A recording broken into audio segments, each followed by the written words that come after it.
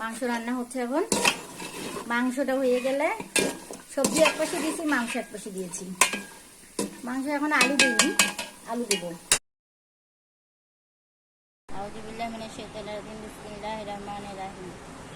আজকে দুপুরে রান্না শুরু করবো একটু পরেই। কলমি শাক, মাংস নিয়ে আসছি, মাংস গরুর মাংস। আমরা সবসময় গরুর মাংস খাই না, মাঝে মাঝে খাই। আজকে একটু দুপুরে খাবো, আর একটা সবজি হবে। এই রান্না করার পরে ঘর গোছানো হয়ে গেছে, অর্ধেকটা আছে। তারপরে আবার মেয়েটাকে নিয়ে আটে যাব। ও আট শিখে তো, ওখানে যেতে হবে। এইভাবে আমার দিন এখন, আজকের দিনে এই সব চলবে। তারপর এসে আবার ও এখন মাংসের ঝোলটা, মাংসটা কাটা হবে। মাংসটা খুব থমথমে, খুবই সুন্দর মাংসটা। চেহারাটাও আজকে দেখতেছি খুব সুন্দর, রান্নাটাও ভালো হবে। মাংসের কিছু কোপ্তা করে রাখতে হবে। একটা বাটি নিয়ে আসে তো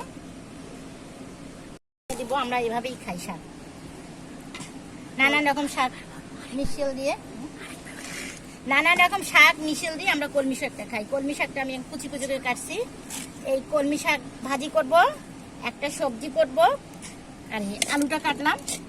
মাংসটা রান্না করব, একটু আলু দিব। আলু দিলে আমার ছোট মেয়েটা খুব পছন্দ করে আলু দিয়ে খেতে।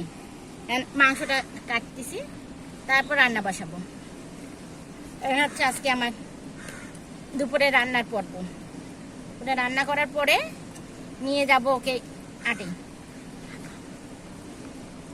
রান্না করব। শাক হয়ে গেল, ডাঁটাটা দিয়ে সুন্দর করে মনে লাগে ডাঁটাটা কেটে, আমরা আবার কাঠারি ছাড়া কাটতে পারি না। কাটাই দিয়ে সুন্দর করে কিস কিস করে কাটি, কেটে তারপরে ডাঁটাটা রান্না করব। ডাঁটা, এই যে ঝিঙ্গা দেখছি, ঝিঙ্গা, আলু লম্বা লম্বা ফাইল ফাইল করে দেবো দিয়ে, আর কড়াই ভাত বসাইছি। গরুর মাংসটা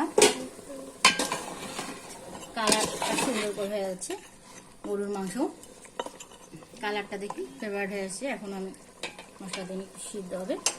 তারপর এখন ভাতটা মার পাশায় দিব। ভাতটা মার পাশায় সবজি বসাই দিয়ে চা খেয়ে ঘরটা ঝাড়ু দিয়ে আবার ইয়া করব।